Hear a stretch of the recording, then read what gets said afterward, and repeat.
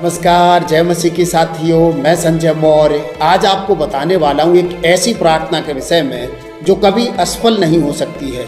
यदि आप उस तरीके से प्रार्थना करना शुरू करें तो आपकी प्रार्थना का उत्तर आपको मिल जाएगा प्रभु यीशु मसीह के नाम से। आपसे मैं आशा करता हूं कि यदि आपको संदेश पसंद आए तो मेरी वीडियो को आप लाइक कर दीजिए, और यदि अब तक आपने हमारे चैनल को सब्सक्राइब नहीं किया है तो आप सब्सक्राइब जरूर कर दीजिए। मैं आपके लिए पढ़ना चाहता हूँ उत्पत्ति की पुस्तक 28 अध्याय 20 से 22 आयत तक। लिखा है, तब याकूब ने यह मन्नत मानी, यदि परमेश्वर मेरे संग रहकर इस यात्रा में मेरी रक्षा करे और मुझे खाने के लिए रोटी और पहनने के लिए कपड़े दे, और मैं अपने पिता के घर में कुशल क्षेम से लौट जाऊं, तो यहोवा मेरा परमेश्वर ठहरेगा, और यह पत्थर जिसका मैंने खंभा खड़ा किया है परमेश्वर का भवन ठहरेगा, और जो कुछ तू मुझे दे उसका दसमांश मैं तुझे अवश्य ही दिया करूंगा। और साथियों, यहाँ ध्यान देने वाली बात यह है कि याकूब ने जो प्रार्थना की है उसमें सिर्फ उसने प्रार्थना नहीं की है,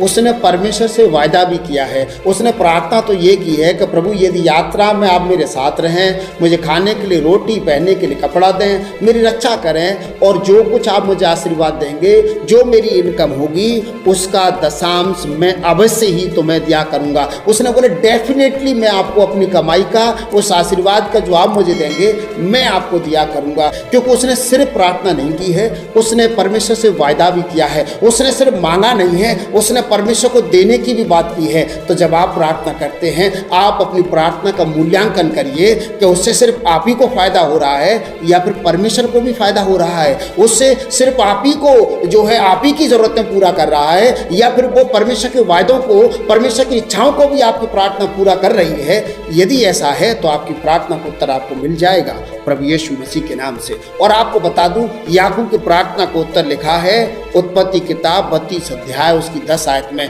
याकूब बुढ़ा हो चुका है, उसका बड़ा परिवार, बड़ा खानदान हो चुका है, और वो अपने बुढ़ापे के समय में, अपने अंत समय में कहता है 32 अध्याय की 10 आयत में, तूने जो काम अपनी करुणा और सच्चाई से अपने दास के साथ किए हैं, कि मैं जो अपनी छड़ी ही लेकर यरदन के पार उतर आया और अब मेरे 2 दल हो गए हैं, तेरे ऐसे ऐसे कामों में से मैं एक के भी योग्य नहीं हूँ। यहाँ परमेश्वर का भक्त, परमेश्वर का दास कहता है कि प्रभु तूने इतना बड़ा चमत्कार, इतनी करुणा मुझ पर दिखाई है कि मैं तो सिर्फ एक लाठी लेकर के ही यरदन के इस पार आया था, और आज मेरे पास बड़े दल हो गए हैं, बड़ा खानदान हो गया है, मैं बड़ा ब्लेसेड, आशीषित व्यक्ति हो गया हूँ, और तेरे इतने बड़े कामों में से मैं किसी एक काम के योग्य भी नहीं था। ये ज़रूरी नहीं है कि आप ताकतवर हो जाएं, आप बहुत अमीर हो जाएं, पर ये ज़रूरी है क्या आप खुदा की इच्छा को पूरा कर रहे हैं, कि जो आप प्रार्थना कर रहे हैं क्या उस प्रार्थना से ईश्वर की इच्छा पूरी हो रही है। और यदि सिर्फ आप ही की इच्छा पूरी हो रही है, सिर्फ आप ही के आनंद के लिए, आप ही की खुशी के लिए आप प्रार्थना कर रहे हैं, तो ज़रूरी नहीं है कि आपकी प्रार्थना का उत्तर आपको मिल जाए। साथियों, मैं आपको वो प्रार्थना याद दिलाना चाहता हूँ जो 1 सामुएल 1 अध्याय 9 आयत से 11 आयत तक हन्ना ने प्रार्थना की।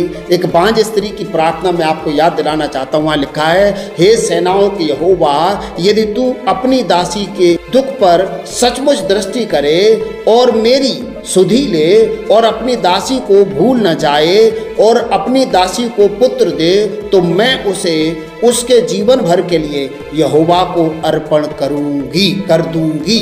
प्रभु की स्तुति हो। साथियों, यहाँ हन्ना बांझ थी, और वो बांझ स्त्री परमेश्वर भवन में जाती है, रो रो के बिलक बिलक के दुआ करती है, और दुआ करते समय वो खुदा से पुत्र मांगती है, और वो साथ ही साथ दुआ में मांगती है और देती भी है। कहती है कि मैं जो पुत्र आप मुझे देंगे उसके जीवन भर के लिए वो आपकी सेवा के लिए दे दूंगी। मेरे प्रियो, और हम आगे पढ़ते हैं तो मालूम पड़ता है कि ईश्वर ने उसकी प्रार्थना का उत्तर दिया, और उसने अपने बच्चे का दूध छूटते ही उसे खुदा की सेवा के लिए अर्पण कर दिया। उसके बाद भी उसके और 3 बच्चे हुए थे। आप सब जानते हैं कि हन्ना की प्रार्थना का उत्तर क्यों मिला है, क्योंकि उसने सिर्फ मांगा नहीं है, उसने दिया भी है। तो जब आप प्रार्थना कर रहे हैं क्या आप सिर्फ मांग रहे हैं? जब आप प्रार्थना कर रहे हैं, क्या उस प्रार्थना से सिर्फ आप ही की इच्छा पूरी हो रही है, या परमेश्वर के वचन की पूर्ति के लिए आप प्रार्थना कर रहे हैं, या परमेश्वर की मर्जी में आप प्रार्थना कर रहे हैं? यदि आप परमेश्वर की मर्जी में प्रार्थना कर रहे हैं, अपनी प्रार्थना का मूल्यांकन करिए, आपकी सुनी जाएगी, आप आशीषित हो जाएंगे और ईश्वर आपके साथ रहेंगे प्रभु यीशु मसीह के नाम से। और मैं आपके लिए पढ़ना चाहता हूँ प्रेरितों काम 10 अध्याय 1 से 4 आयत तक। वहाँ लिखा है, कैसरिया में कुरनेलियुस नामक एक मनुष्य था जो इताली नाम सैन्य दल का सूबेदार था। वह भक्त था और अपने सारे घराने समेत परमेश्वर से डरता था और यहूदी लोगों को बहुत दान देता और बराबर परमेश्वर से प्रार्थना करता था। उसने दिन के तीसरे पहर के निकट दर्शन में स्पष्ट रूप से देखा कि परमेश्वर के एक स्वर्गदूत ने उसके पास भीतर आकर कहा, हे कुरनेलियुस। उसने उसे ध्यान से देखा और डर कर कहा, हे स्वामी, क्या है? उसने उसे कहा, तेरी प्रार्थना और तेरे दान स्मरण के लिए परमेश्वर के सामने पहुंचे हैं। Praise the Lord, hallelujah. साथियों, यहाँ स्वर्गदूत कुरनेलियुस के पास आकर के ये खबर देता है कि हे कुरनेलियुस, तेरी प्रार्थनाएं और तेरे दान परमेश्वर के स्मरण के लिए उसके सामने पहुंचे हैं।